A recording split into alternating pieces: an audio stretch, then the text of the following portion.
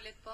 Bago itong hearing na ito, kasi nag-conduct kami ng hearing, ng joint committee hearing ng Games at saka public order and safety.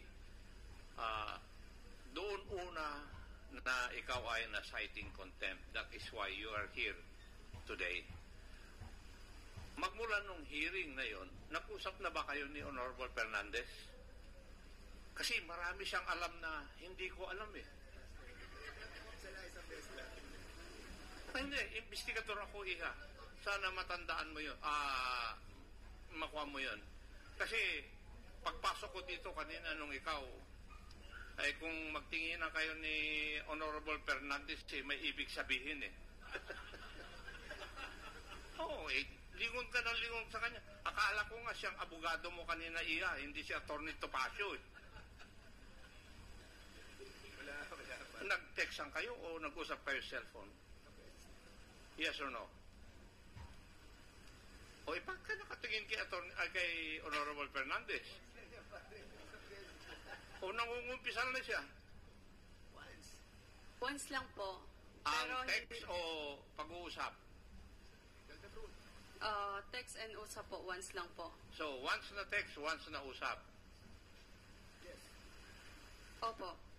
Now, Madam Casyong, kanina nung si Honorable Luistro ang nagtatanong po sa inyo, eh para bang ayaw niyong sumagot. Tinanong pa kita, what was your answer? Ang sagot mo sa akin, I refuse to testify.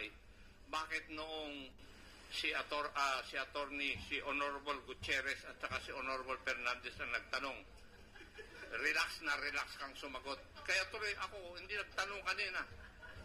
Oo, dahil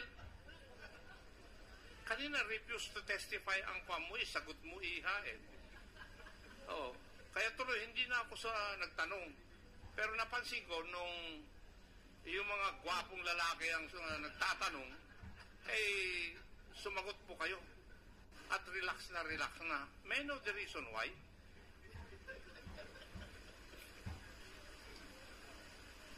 Okay, can I explain po, di ba? Nung una, I really want to refuse to answer po. And then, kinausap po ako ng abogado ko na magsalita ng committee na to. That's why nagsalita po ako. Tumiming lang po talaga kay Madam Chair. Thank you. Thank you, Mr. Chairman. Yun lang po ang naobserbahan ko kasi marami pong salamat. Mr. Chair, if I may. Mr. Chair, Because we ako have a pending, no, it's not a pending motion, but we have a